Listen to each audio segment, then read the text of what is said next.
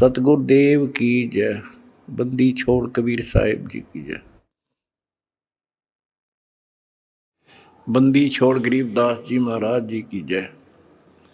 स्वामी राम देवानंद जी गुरु महाराज जी की जय हो।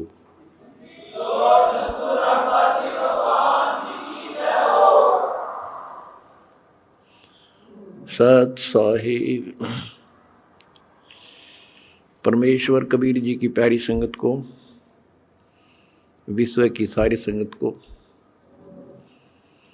दास का आशीर्वाद है। परमात्मा आपको मोक्ष दे, सुखी रखे, काल कष्ट से आपकी रक्षा करे। बच्चों, आपको सत्संग से, तत्व ज्ञान से रंग दिया है, आपको परिपूर्ण कर दिया है। आज मानव एजुकेटेड है, शिक्षित है, आसानी से समझ जाता है अच्छे और बुरे को।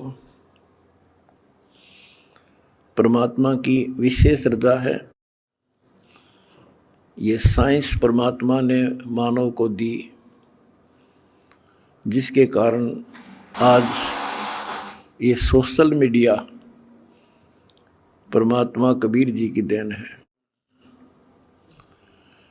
और प्रचार का एक नंबर का साधन यही है। हमारा भगवान पूरा, हमारा ज्ञान पूरा, और समाज की सभी बुराइयों से मुक्त मेरे भक्त भी देवी देवता से कम नहीं। आज के दिन यदि पृथ्वी पर देवी और देवता हो तो आप कबीर जी के बच्चे हो। ये अब समाज को भी समझ में आ चुका है कि यदि बसना चाहते हो, सुखी होना चाहते हो, तो ऐसे बनना पड़ेगा जैसे संत रामपाल जी के बेटा बेटी हैं। बच्चों, पहली बात तो ये है कि भक्ति मार्ग जो है ये खंडे की धार पर चलना है, यानी तलवार की धार पे। कब तक? जब तक हमारा ज्ञान और समाधान पूर्ण समझ में नहीं आता। और जब ये समझ आ जाता है, इसमें आने वाले कष्ट जो होते हैं वो हमारे लिए वरदान बनते हैं। ये अब आपके आसानी से समझ में आ जाएगा। अध्यात्म की सफलता का मूल कारण है कि राज्य रमता राम की, रजा दरे जो शीस, दास गरीब दरस परस, तिस बैठे जगदीश। ज्यों राखे त्यों ही रहूं, और मेरा के चारा, खाने जाद खरीद हूं, गुलाम तुम्हारा।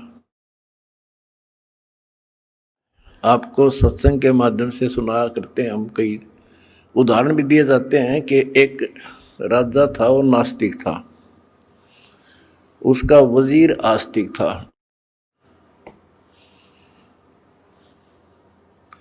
और भगवान पर विश्वास करने वाला था कि जो परमात्मा करता है वो अच्छा करता है। बहुत अच्छा हुआ। एक बार राजा अपनी तलवार को की धार चेक कर रहा था, खड़ा खड़ा। आसपास और भी मंत्री थे और वो आस्तिक मंत्री भी खड़ा था।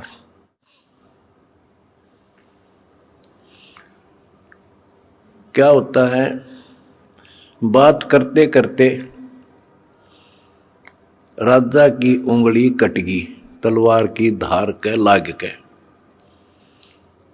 दूसरे मंत्री कहने लगे, हे भगवान बड़ा बुरा हुआ, हे भगवान बहुत बुरा हुआ। वो जो भगवान पर विश्वास करने वाला मंत्री कहता है कि बहुत अच्छा हुआ, वो दूसरे मंत्री, जो वो मंत्री था भगवान के डरने वाला विश्वासी, वो बहुत ही समर्पित था, राजा उसके ऊपर बहुत विश्वास करता था। लेकिन दूसरे जो मंत्री थे वो उसकी निंदा करते रहते थे, जी आदमी ठीक नहीं सर, ये आपको मरवाएगा कभी। वो चाहते थे किसी तरह इसकी महिमा कम हो, तुम्हारे नंबर बने। जब उसने कहा कि उंगली कटगी राजा तो बहुत अच्छा हुआ, जो हुआ अच्छा हुआ, बहुत अच्छा हुआ, तो इस बात से राजा बोला भाई मेरी तांगड़ी कट गई और तू क्या अच्छा हुआ, नालायक आदमी। तो दूसरे मंत्रियों का दाव लग गया, जी हम भी तक आपने कहा नहीं करते, ये तो आपका दुश्मन है, आपके बुरे मराजी से, इसको जेल में ठोक दो। वो जेल में डाल दिया मंत्री, भगवान को चाहने वाला, भगवान पर विश्वासी। राजा की वह उंगली पट्टी पट्टी बंधाई, वो कट तो गई कति, लेकिन ठीक होगी, दर्द नहीं रहा। अब 3 उंगली रहेगी राजा का। अब राजाओं को तो यही होता बकवाद बाणी, जब ठीक हो गया बोला फिर चलो शिकार करने चलते हैं जंगल में। वो जो मंत्री था, जो चापलूस था, उसके स्थान पर महामंत्री बना दिया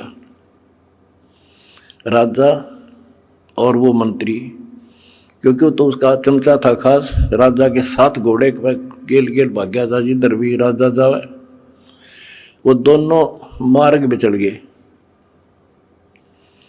मार्ग भूल गए तो जंगल में गहरे चले गए। वहां कोई जंगली लोगों का बलि पर्व था, अपनी देवी को बलि चढ़ाना था, नर बलि, यानी आदमी को काट के उसको समर्पित करना था ताकि देवी खुश हो। वो जंगली लोगों ने दोनों घेर लिए, पकड़ लिए, पुरोहित के पास लाकर खड़े कर दिए। 2 मिल गए। पुरोहित बोला 2 और बढ़िया, दोनों को चढ़ा दो।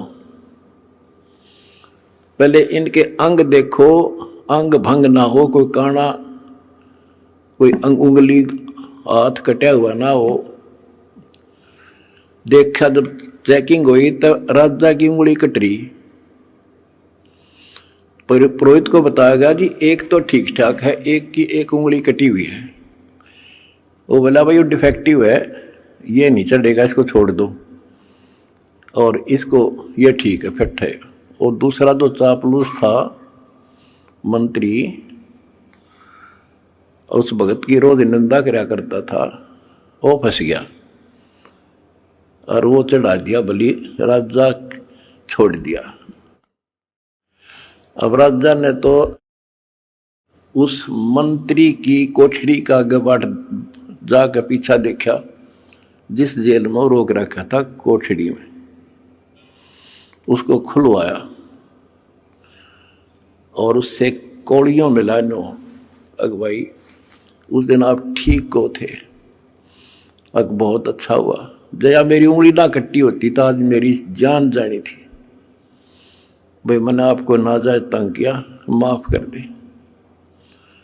बोला जी आप राजा, मैं मंत्री, मैं क्या माफ करूं, आप जो करो और कर लियो, पर एक बात बता, मेरी उंगली कट गई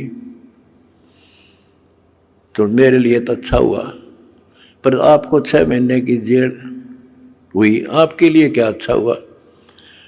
मेरे लिए मेरी जान बच गई, क्योंकि मैं आपके साथ होता उस महामंत्री की जगह, आज मैं बलि चढ़ता। ये 6 महीना की जेल में मेरी मौत बच गई। तो बच्चों, परमात्मा जो करता है अच्छा करता है। इस 11 साल की तपस्या में क्या पता कौन सी करड़ाई टड़ी हो, और परमात्मा जो करता है वो अच्छा करता है। हमारे मन में कभी दोष से नहीं आया, ना सोचिए कि गलत हो सकता है। फिर विश्वास बिना भगवान नहीं मिलता। तो इसी प्रकार हमने परमात्मा के ऊपर समर्पित रहना होगा। क्या होता है, जैसे 9 नकली दुकान है और एक असली होती है। इंसान नकलियों पे घूम घूम कर ठग के और सबको एक आंख से देखता है, सारे इसे हैं। तो इसी प्रकार आज संत मार्ग के अंदर संतों की जो कथनी और करनी है उसमें बहुत अंतर है। इस करके समाज ने ज़्यादा से ज़्यादा गणी नहीं तो 50% समाज रिजेक्ट कर चुका है साधु संतों को। अपने हिसाब से चाहे कोई पत्थर पूज रहा है, चाहे कोई तीर्थ जा रहा है, वो कर रहा है। इसका कारण क्या है कि हमें परमात्मा का ज्ञान नहीं हुआ और परमात्मा से मिलने वाला लाभ हमें प्राप्त नहीं हुआ, जो भी हमने साधनाएं की। परमात्मा को पाने के लिए राज त्याग दिए, घर छोड़ दिए, कठिन तपस्याएं की, लेकिन जो परमात्मा से अपेक्षित होता है वो मिल नहीं पाया। आखिर में इंसान नास्तिक हो गया, चोरी करके उस पूर्ति को पूरा करने लगा। रिश्वत लेकर न सोचता सेठ बनूं, कभी नहीं बन सकता, सपने में भी ना सोचना। ये कथाएं आपको बहुत सुना रखी हैं दास ने। और जब से दास इस मार्ग पर निकला, मेरे घर में क्या है कि कमी नहीं थी। यूँ है मेरा, यहीं हमारे खेत थे, यूँ है मेरा गांव है, सारा गांव गवाह है। हम सेठ नहीं थे तो घर में बढ़िया इज्जत से रोटी मेरे माता पिता भी खा रहे थे और दास को भी नौकरी बहुत अच्छी मिल गई थी। लेकिन जब पता चला कि ये ज्ञान की पूरे विश्व को जरूरत है, संत गरीबदास जी की वाणी है, अगम निगम को खोज ले और बुद्धि विवेक विचार, उदय अस्त का राज मिला तो बिन नाम बेगार। बताओ, यह छोटी बात नहीं है। भक्ति ना करने वाला तो सारी पृथ्वी का राजा बन जा, उसका भविष्य जीरो होता, जीरो। आज कोई भी आज किसी भी पद को प्राप्त है, कोई राजा बना है, मंत्री है, मुख्यमंत्री है, कोई अच्छी पोस्ट है, सेठ है, वो पिछले संस्कार से है। पिछले किसी जन्म में उन्हें अच्छे तप धर्म दान किए हुए हैं और अब वो टीटी भाग रहा है, लाट साहब बन रहा है, क्योंकि इस टाइम पर टूक मिल रहा है, समय पर सारी सुविधा प्राप्त है और वो ये सोचता है बस इतना ही काम है। ये अध्यात्म ज्ञान का टोटा है।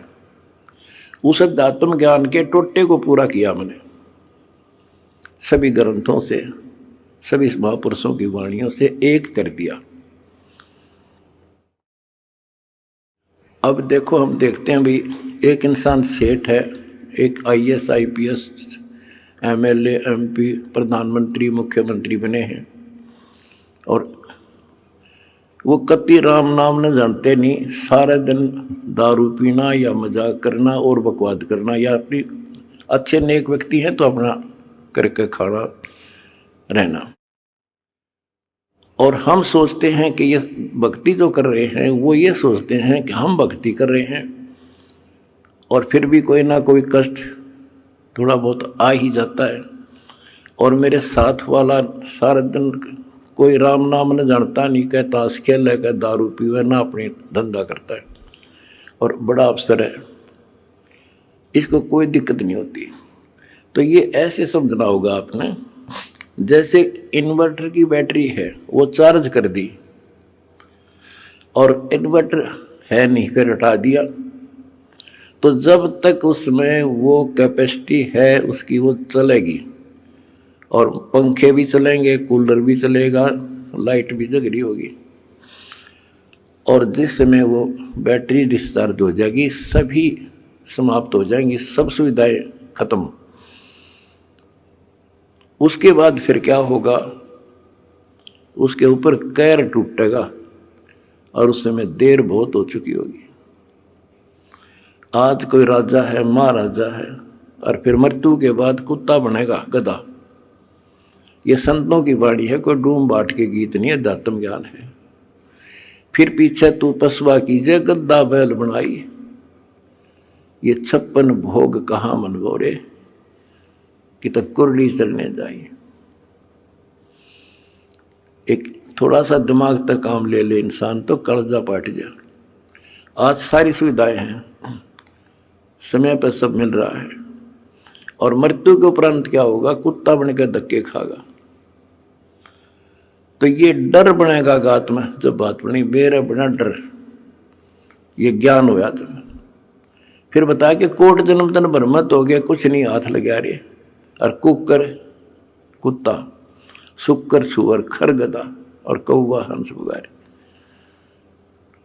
तो ये छाती में लगने लगी ये बातें, भाई तो बहुत जुल्म हुआ। आते एक छोटी सी पोस्ट है जेई की, इस समय मैं अफलातून मान रहा हूं अपने आप को।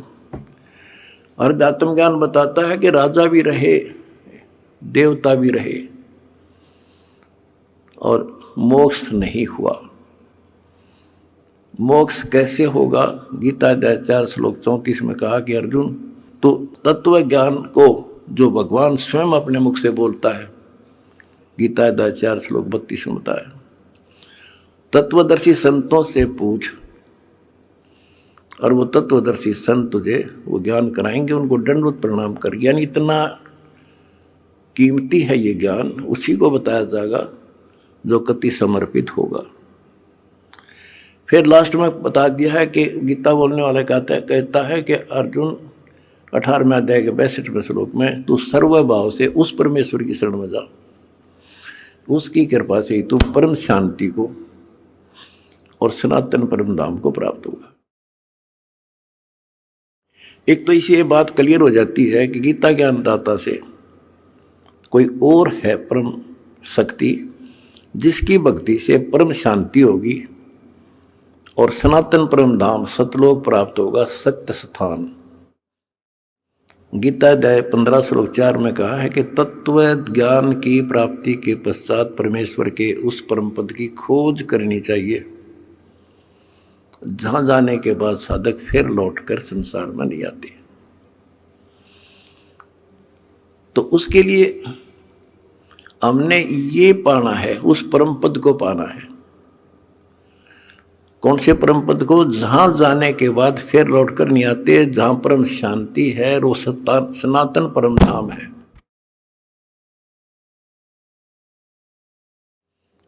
तो वो कैसे प्राप्त होगा? वो तो तत्वदर्शी संत बताओगा। वो गीता के अंदर वो ज्ञान पूरा नहीं है। अगर गीता जी में ज्ञान पूरा होता तो लिख देते वो एक चैप्टर और, कि उस चैप्टर में पढ़ ले जो मैं उस परम अक्षर ब्रह्म की प्राप्ति का जो ज्ञान है। तो इसलिए वो तत्वदर्शी संत आज ये दास है। और मेरा निवेदन है सारी पृथ्वी के मानव से, दास ने एक पुस्तक लिखी है, 2-3 पुस्तकें हमारी मेन, एक तो ज्ञान गंगा है। इस ज्ञान गंगा को जो पढ़ लेगा जी ला के, उसकी 101 पीढ़ी पार हो जाएगी। 101 पीढ़ी।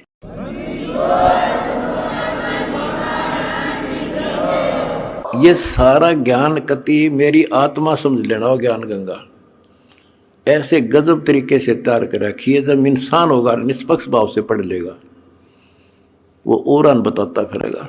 इन देखते तो है नहीं, हाहाकार मचाते हैं, इसमें ये लिख दिया वो लिख दिया।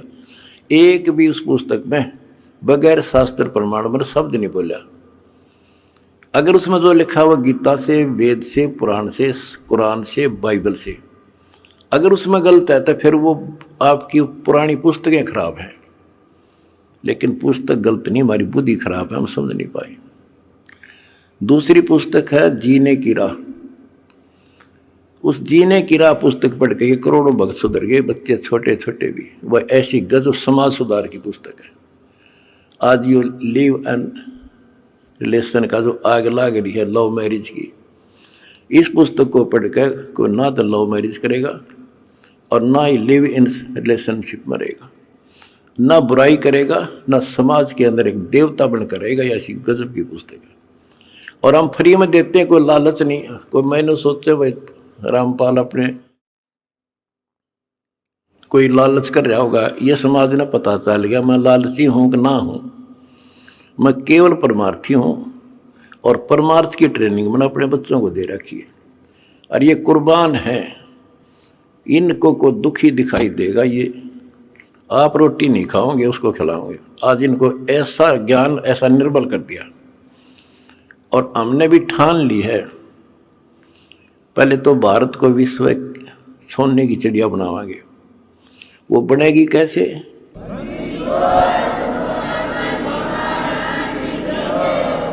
जीने के लिए अन्न की आवश्यकता है, अन्नदाता किसान है और किसान की कांच काट रखी। अब हम सबसे पहले मजदूर और किसान का डट कर साथ देंगे। कोई आपत्ति आवेगी या किसी को वैसे को किसी कारण से और समस्या आती है या मजदूर को, ये दो ही हैं जो आज दुखी हैं। और तीसरी बात होगी, अगर ये नाम से जुड़ जाएंगे तो हमारा काम हल्का हो जाए। भगवान सीधा कनेक्शन देगा, इनमें सीधा लाभ देगा। अब भगवान कहते नाम क्या करता है, भगवान क्या करता है। जैसे शुरुआत में हमारे गांव में लाइट बिजली नहीं होती थी और बिजली की तरह शुरुआत हुई लगवाने की, तो एक आधी जगह को एक्सीडेंट हो गया, इंसिडेंट न्यों पता लग गया भाई वहां बिजली ने पकड़ लिया, मर गया। तो उससे और डर बन गया लोगों के। हमारे गांव में बिजली की शुरुआत हुई, मैं जब जेई लगा ही था तब तक हमारे घर में बिजली नहीं थी, सन 1977 तक, और ना नीयत थी लगवाने की। तो मैंने आके अपने एक दोस्त था मेरा यहाँ, वो बिजली का काम करता था, कुछ लोगों ने लगवा ली थी गांव में भी।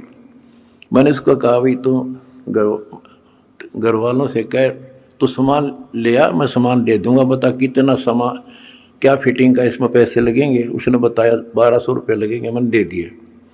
वो सामान लेकर घर आ गया, मैं चला गया ड्यूटी पे। और वो बोला भाई मेरा ताऊ ने बोला तुम्हारा उम्र में छोटा था, उनने एक चाचा था मरता बाबू फादर का भाई लागे, बोला भाई थारा बिजली लानी है। वो बोला तो अपने माँ बाप का ला ले बिजली, भाग जाड़ा की तो बकवास करे तो मारे क्यों लाओ बिजली, तू अपने ला ले। यानी बिजली को इतना गलत समझते थे। जब तो मजाक चल रहा था उनका, फिर माँ आ गया सामने, तो वो बोला भाई और ने बोले थारे घर वाले, तो बोला तुम अपना ला लो इस बिजली ने। वो बोला कोई बात ना, नब्बेरा को ना और तू फिटिंग कर दे। फिटिंग करवा दी, कनेक्शन ले दिया, मोटर लगा दी। पहले हाथ से काटा करते नो सानी, और मेरी माता ने पीछा करती 2-2 घंटे 2 किलो वह चाकी लगा दी। जब उनके सामने वह लाइट चली और मोटर कट्टा कट सानी काट दी, फिर ने बोले भैया तो भूला लाग रही थी तो पहले लवानी थी। तो बच्चों इसी प्रकार और परमात्मा की पावर का कनेक्शन है जो आज दास एक लाइन में मिलकर आपको दे रहा है, जिसका यू लाग जाएगा कट्टा कट काम होगा आपका।